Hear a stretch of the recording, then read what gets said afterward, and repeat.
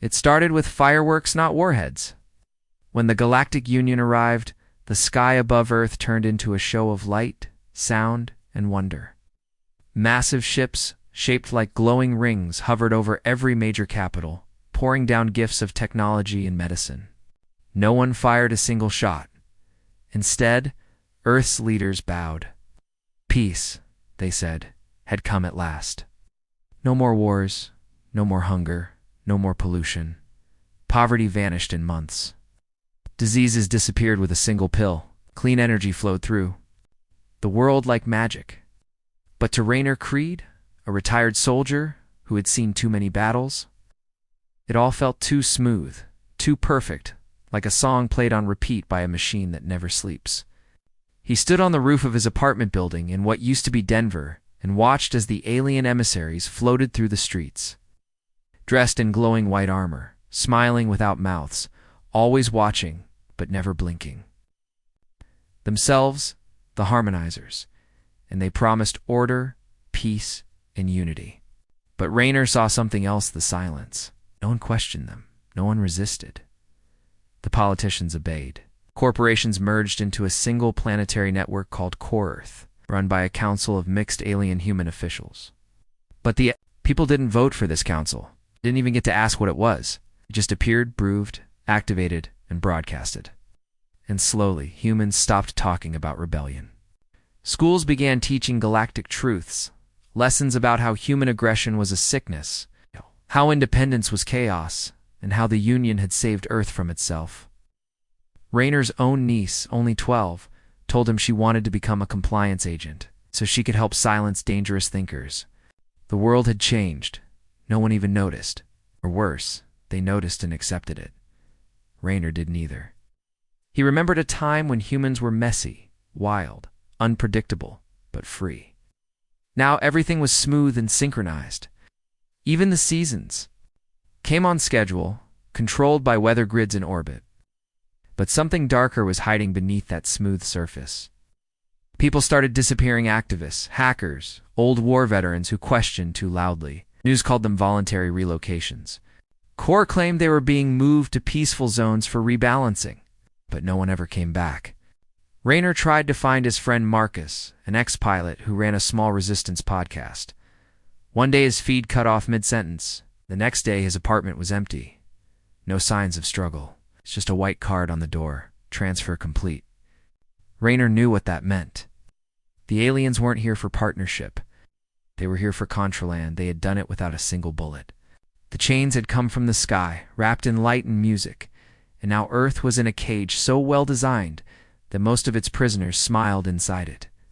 But Rainer wasn't smiling. He had one last mission, buried deep in his bones. It wasn't about saving the world. It was about waking it up. To do that, he would have to find others like him, people who still had that old human fire. People who remembered what freedom used to feel like, because this peace wasn't peace. It was programming. And someone somewhere was flipping switches in the human soul. Dr. Alira Moss didn't believe in dreams-only data.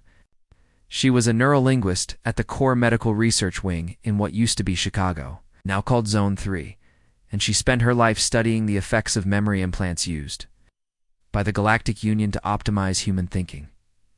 But something strange had landed on her tabula girl, 17, comatose. Found in an abandoned resistance shelter with no ID, no records, and no known family. She had no scars, no infections, and her DNA matched nothing in the Earth's database, at least not completely. She looked human.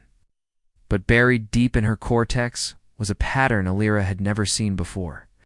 When she ran scans, the girl's neurons lit up in sequences that didn't match Earth's language centers or even known alien structures. She was dreaming, but the dream was building itself like architecture, like code. And then the girl whispered a word, soft but clear. Teliska. Alira froze. That word wasn't in any Earth language, but it was buried in restricted galactic archives she wasn't supposed to have access to. This was the name of a lost moon base in the Kurgari Sector 1 that belonged to a pre-council. Civilization erased from official history. Humans weren't supposed to know about it? No Earth species had ever left the solar system before the Union's arrival, at least. That's what the harmonizers said. But this girl, she remembered life on that moon. She remembered building ships with her hands. She described the gravity as lighter than Earth's, the air filled with copper dust, the twin suns burning purple and gold. Lyra tried to explain. In a way, maybe implanted memories, maybe alien influence, maybe just a broken mind. But then came the drawings. The girl sketched a reactor core shaped like a triple spiral, exactly like the kind used in the Galactic Council's classified flagship. She sketched it from memory. No one on Earth had ever seen such tech, let alone drawn it with such detail. And then Lyra found something that made her skin freeze. The girl's blood showed protein strands not used in any known DNA. Code strands that responded to Earth's magnetic field in real time, as if her body was linked to the planet itself. She wasn't an alien. She wasn't human. She was older. A version of human that had been buried by time or maybe erased.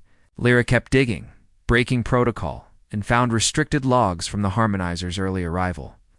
Over 230 children had been redirected from Earth's orphanages into what Core called containment zones. Some of them had unusual dreams. All of them were gone, now disappeared from records, erased. The deeper Lyra looked, the clearer it became. These weren't errors, they were cover-ups. Someone in the Galactic Council knew Earth had history. They didn't want remembered, not history from books, history written in our bodies. She finally told Raynor, who had gone underground weeks ago. He came to her lab in secret, eyes sharp, armor under his coat. She showed him the scans, said only one thing. It started. Lyra didn't understand. Raynor explained that these awakenings were increasing. People across the world, soldiers, kids, even elders, were dreaming of places they had never been. Speaking languages they had never learned, remembering lives that weren't in their past. Something had been triggered. But why now? Why after peace? Raynor had a theory. The harmonizers had activated a global frequency net to stabilize the planet's climate. But maybe that net had done more than control weather. Maybe it had turned something on inside human brains, a signal, a pulse, key buried deep in DNA. If true, then Earth wasn't just evolving, it was remembering. And that made humans dangerous. Too dangerous to be left alive. That's why the Galactic Council had started disappearing people. Not rebels, ancients. Lyra stared at the sleeping girl and realized something terrifying. She wasn't just a human. With old memories, she was a seed. A living backup of a past civilization that had once conquered the stars. Which meant the Council hadn't saved Earth. They had enslaved it to stop history from repeating. But it was too late. The girl woke up again. This time her eyes glowed faint silver. And she said, in perfect ancient Kurgari, "They tried to erase us, but the blood remembers." Raynor didn't blink. He just nodded and whispered, "Then it's time to bring them back." Outside, harmonizer patrols scanned the sky for rebel frequencies. Inside, the rebirth of a forgotten empire had just begun. In a hidden canyon, once known as Red River Gorge, Raynor Creed stood beneath a shattered satellite dish, now transformed into a rebel comlink station. The air heavy with smoke and tension. Above him, drones buzzed like distant wasps, scanning for signs of human resistance. But here, deep under the rock, something ancient was waking, something born not from Earth's past, but from a version of Earth the galaxy had tried to forget. The girl, now called Keza, sat calmly at the core of it all. Her eyes still glowed faint silver in the dark, and her voice carried weight far beyond her years. She wasn't just remembering anymore, she was activating. Raynor had brought her. Here with Lyra Moss, who had left her lab and her identity behind the night they went underground. They didn't fully understand Keza yet, but the clues were becoming impossible to ignore. The girl could interface directly with old tech even. The off-world kind Core Earth had buried deep under military vaults. Alien code, she understood it, as if her mind had once written it. When Raynor handed her a broken Cums crystal, salvaged from a downed council probe, she took a breath, touched it, and whispered in a tongue none of them spoke. Then suddenly, Screens lit up across the base.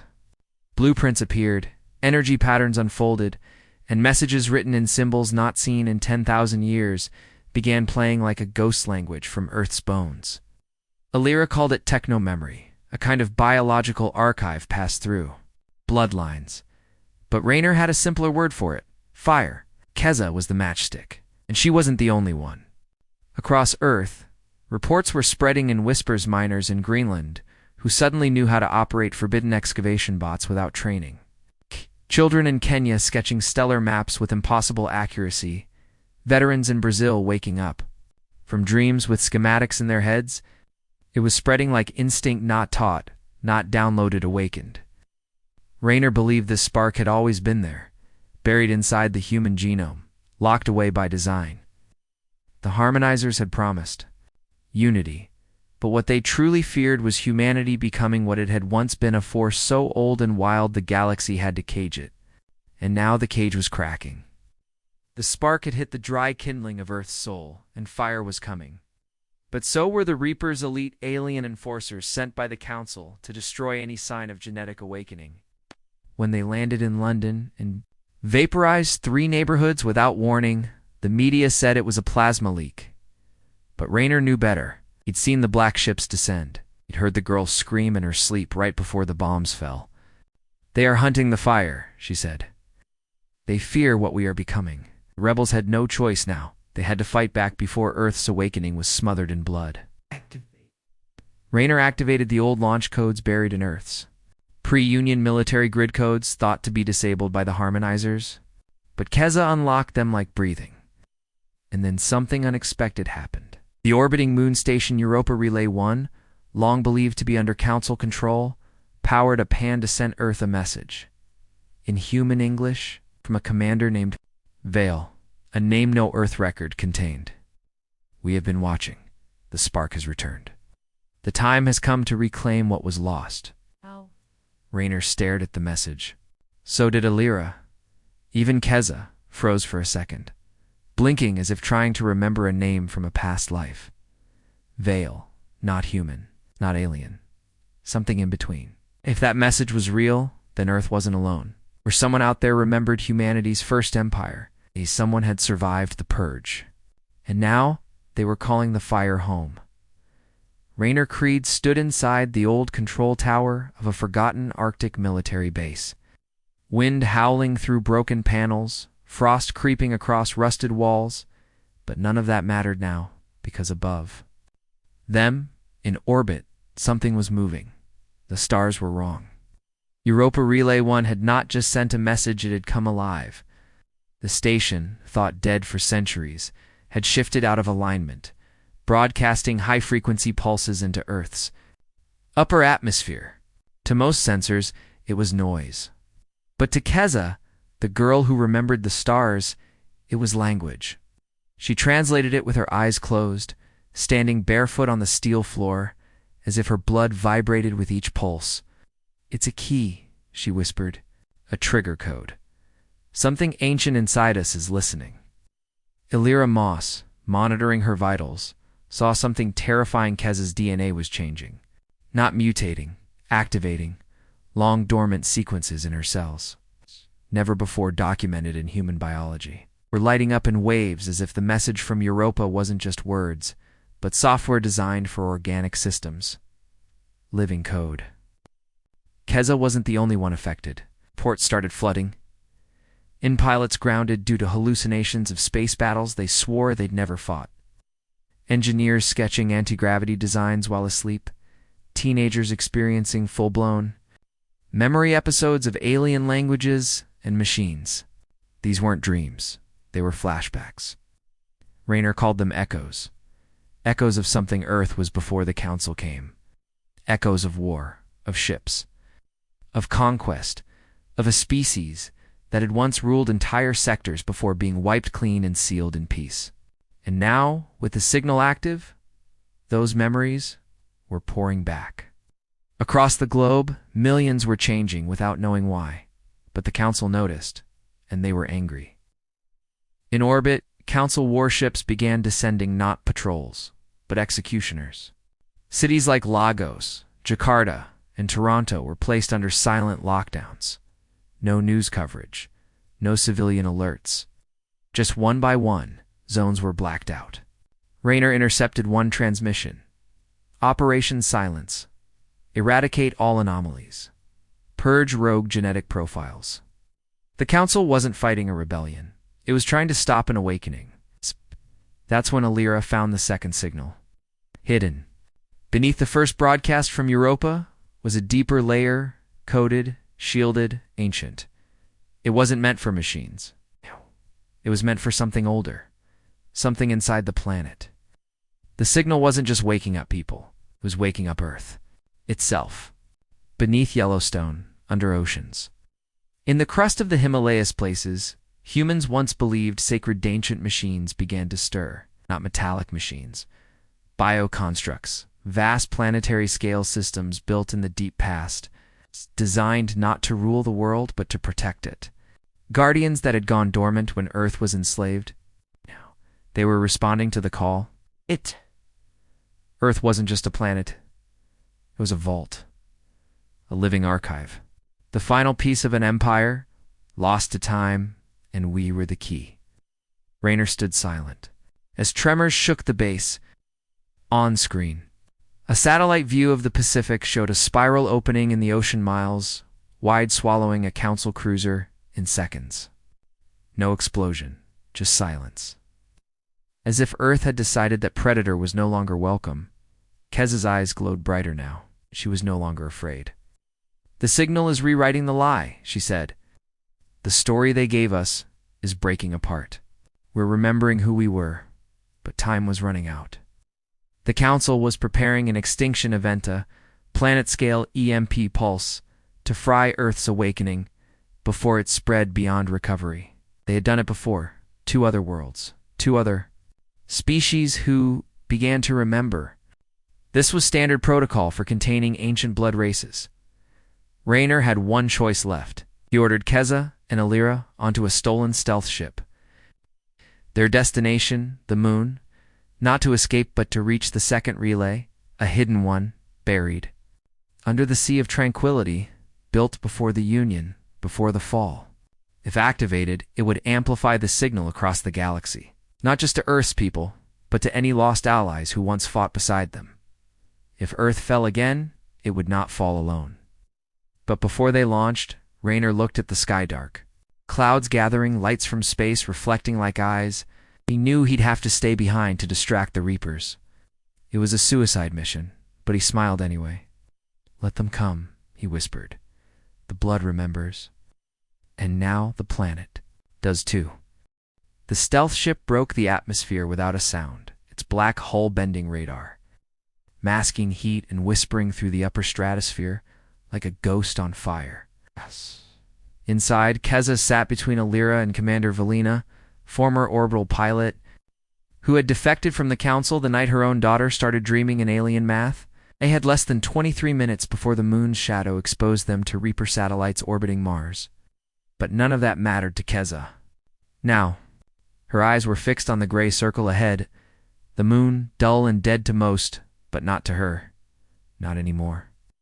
The Sea of Tranquility wasn't just a name. It was a vault, a relay. A voice buried in stone, silenced for eons, now ready to sing. Again, as the ship descended, the hull trembled not from turbulence, but from resonance. Keza felt it in her bones, a frequency too low to hear, but impossible to ignore. The moon was speaking. Maybe it was remembering. Beneath the dust and craters, beneath the hollow core, the ancient relay was awakening. Alira tracked seismic activity as they landed, pulses like sonar, growing stronger the closer they got to the relay site. When Keza stepped off the ship, her boots crunched on regolith that shimmered faintly with bioluminescent dust that hadn't glowed for 10,000 years. Then she saw it. A monolith, half buried in silence, covered in symbols no living race could read except her. Hesitation, she reached out and touched it. The ground shook. The relay flared to life. Light erupted from the monolith, shooting into the sky like a blade made of time. It wasn't just a signal, it was a memory broadcast. Beams of information exploded into space, piercing every layer of silence the Council had wrapped around Earth. For a moment, even ships light years away could feel a tan echo of war, loss, and fire. Then came the voices. Thousands, millions. Human voices, coded in the genetic structure of the relay itself. Warriors, engineers, children, we were the flame, they said. It burned too bright. But fire returns to fuel and the stars. Remember, Commander Valen fell to her knees, overwhelmed by the data streaming through her suit's neural relay. Alira wept silently, but Keza didn't cry. She just looked at the stars, her eyes now fully silver, and whispered, "They're hearing us. All of them." The Council's silence net was breaking. Out in deep space, unknown ships began stirring old allies, forgotten enemies, and ancient powers that once feared what Earth could become. They were listening again. They were moving. But so were the Reapers. An alert blared on Valane's HUD. 12 high-velocity bogies inbound. ETA 6 minutes. Alira activated the defense shields around the monolith, but they were weak barely enough to hold for 5. They'd have to make a choice. Shut the relay down to hide, or let it finish broadcasting and risk being wiped off the moon. Kessa didn't flinch. "Let them come," she said. This voice was never meant to hide. It was meant to wake the galaxy. She sat at the base of the monolith and began to sing not a song, but tones that vibrated the ground, unlocking deeper levels of the relay's memory. As her voice rose, the moon itself began to shift. Giant rings of stone lifted around the Sea of Tranquility, forming a shielded dome of energy that pulsed with ancient tech. The Reapers arrived too late. Their weapons fizzled as the dome activated. Their ships were knocked from orbit like insects hitting a storm. One remained and fired a last plasma missile straight at the dome's heart. But something impossible happened. The monolith bent the light, traversed it tanned. The missile curved. Mid-space, slamming back into its source, the Reaper ship exploded in silence, scattering across the stars like ashes. For the first time in generations, Earth's voice was free. The galaxy had heard humanity's return call, and now it was listening, not in fear. In awe, the sky over. Earth was no longer blue, it was dark, smeared with streaks of silver fire and black smoke trails as Council warships dropped from orbit like divine swords. Every nation watched as the stars cracked open and flames poured down. Cities across the world activated ancient bunkers, some buried since the old world, others hidden beneath skyscrapers and lakes. Ow. But none of it felt real. To the billions still breathing under what used to be peace. In every broadcast, the Council claimed Earth had violated interstellar law by activating banned technology by awakening biological code forbidden after the galactic collapse. But Earth's people didn't see law enforcement. They saw an execution. Streets were filled with fear, but not silence. Not anymore. Because somewhere between the explosions, the transmissions, and the smoke, people had begun to change. In Denver, a teenager named Mila caught a falling plasma round with her bare hand, her skin glowing with symbols never seen on Earth before. In Karachi, an old professor who had gone blind 15 years ago suddenly saw again but only stars. Blueprints of ships and weapons he had never studied appeared in his mind like memory. All over Earth, it was happening. Not everyone, but many, and those many were enough. Commander Valen, now orbiting inside the cloaked destroyer Shadowfall, watched as the moon's relay continued to hum. "They're still waking up," she said to Alira. "We need to hold the sky just a little longer." Sent something worse than soldiers. They had sent Judge's massive capital ships built not just to destroy but to erase. Where a Judge landed, no signal survived, no memory, no metal. Just silence and ruin. One approached Earth now, a colossus 5 times the size of any ship humanity had ever known. The sky above Cairo cracked open as the ship entered low orbit. From the ground, it looked like a floating mountain. Civilians screamed. Armies fired missiles that evaporated midair. It was hopeless until Earth responded, not with tanks, not with nukes, but with memory. From the Mariana Trench, a shape. rose. At first, everyone thought it was another Reaper craft, till it shined with gold light and curved edges like bone and steel merged. The ocean split around it, clouds burned away. The Warden had awakened. Not a human ship, not alien, something. Built long ago by the first ones who seeded Earth, the ship rose without engines, its hull alive with light, and then it moved fast. Too fast. It met the judge above Cairo and split it in half with a single pulse of energy so precise that even satellites struggled to record it. The two halves of the Reaper ship didn't explode, they just disintegrated, turned to ash. Rain fell, soft, and white like snow. The world stood frozen. And then cheers erupted. Not from governments, but from the people. From every corner of the planet they began chanting, not in one language, but many, but the meaning was clear. We are awake. We remember, and we are not afraid. Commander Valen stared in awe. Lyra ran simulations, unable to understand what energy had powered the Warden. But Kezanau, deep inside the lunar monolith, nearly glowing with light, knew. It wasn't a weapon. It was recognition. The Warden had scanned her blood, her voice, her memory, and knew who she was. It had answered a call made 1,000 years ago by a civilization wiped from history, one built on Earth but never of it, and that was only the beginning. Across the system, other Guardians began to stir structures, once thought to be asteroids or inactive moons. They turned, they moved, they lit the void. And the Council, for the first time in its reign, broadcast a message not in threats, but in fear. Earth is no longer a colony. It is a sovereign anomaly. All fleets retreat. Repeat, retreat. But it was too late. Earth had seen the truth. We were the survivors of a forgotten empire. Now the galaxy would remember. The stars had always whispered secrets, but now they were screaming. And the screams echoed through the DNA of every human who had ever looked at the night sky and felt something staring back. Kessa stood at the edge of the monolith's core on the moon, surrounded by a storm of light and memory, while Alira tried to stabilize the transmission tower inside Shadowfall's command deck, but nothing was stable anymore. Not time. Not truth.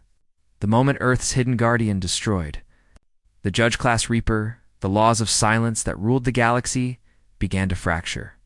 And from those fractures came something terrifying: data. It's not just files or signals, but full neural maps of an empire long erased from existence. Burned out of databases by Council fire centuries ago, Earth had not been a colony. It had been a capital. A homeworld of a race called the Astrum, humans in form, but so advanced they built cities. Inside neutron stars and folded time like fabric, the Council hadn't just forgotten them, it destroyed them. And Earth. Earth had been locked down, its people genetically reset, its machines buried, its sky hushed by force fields disguised as satellites. Ow. Now those locks were gone. The Warden in the ocean had uploaded an awakening code into every living human's cells, an ancient signal, activated not by speech or power, but by fear. Real fear. The kind you feel when you realize you've been lied to your entire life, all over the world. Humans were remembering things they never lived, piloting battleships made of crystal, commanding fleets that bent moons, writing code into the sun. It wasn't magic, it was history, and that history had teeth. In orbit, Council reinforcements arrived for dreadnoughts and a carrier hive. Their orders were clear: re-sterilize the Earth, silence the Warden, and terminate Keza. But Earth was no longer unarmed. From below the African tectonic shelf, another Guardian woke, this one shaped like a spiral tower that rose through the crust like a blade. It opened fire without warning, and one of the dreadnoughts shattered into light. The hive launched millions of biodrones, but they never reached the surface. Instead, something rose to meet them: humans, not flying machines. Humans glowing with light, rising without tech, lifted by memory. One of them was Mila, the Denver girl whose blood now read star maps like poetry.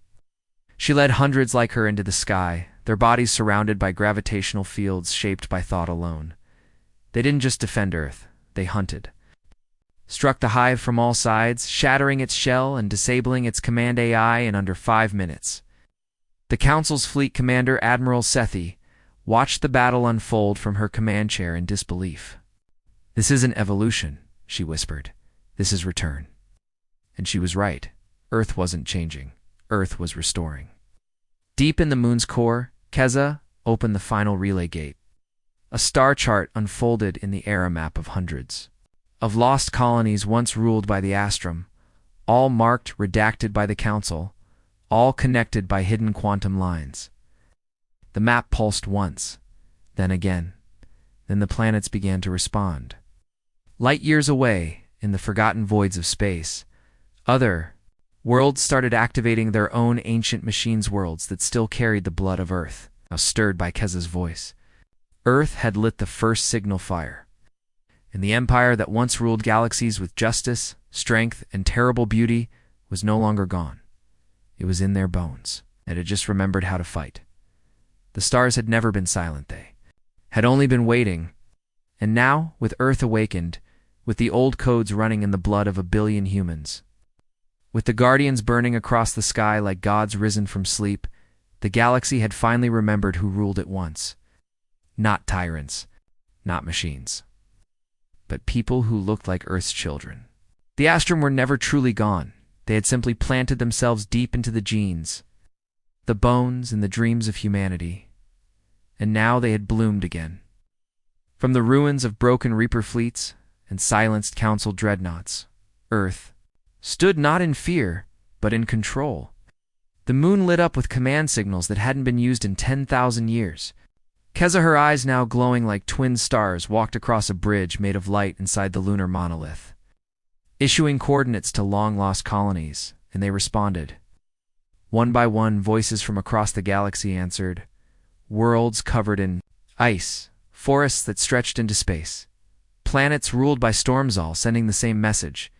We are alive, and we remember. These were not just survivors. They were Earth's forgotten brothers and sisters, and they were ready to rise, ready to follow. In orbit, the Council's last fleet tried to escape, but Earth's defenders didn't chase them. They didn't need to, because something greater had begun. The stars were moving. Literally. Stations once thought dead were turning. Ancient starships the size of cities were crawling out of dark space, returning to a home they had lost. The galaxy was shifting, not through war, but through memory. Even the enemy started to kneel. On Vurex 7, a council governor burned her own banner and surrendered her armies. On Aurelian Prime, soldiers laid down their weapons, muttering Earth's name with reverence and fear. Commander Valen stood aboard the Shadowfall, now orbiting Jupiter, watching the light from Earth spread like wildfire across star maps. This was never about rebellion, she whispered. This was a coronation. Lyra nodded, still stunned by the transformation she had witnessed in Keza, in humanity and in herself. For the first time in her long life as a half-human, half-Phalian hybrid, she felt whole. She belonged. And Earth wasn't just a world anymore, it was a beacon. It had become the center of something new. Not a republic, not an empire, but a legacy reborn. On the ground, people walked freely beneath the skies, where warships once burned. Children laughed. Machines sang. The old monuments glowed again, not in sorrow, but in pride. Above it all, the guardians hovered like angels made of steel and history. The war was over, but something even greater had begun. The galaxy had tried to enslave Earth. Now the stars were following its lead. Humanity had not just survived, it had returned. And this time the galaxy would never forget.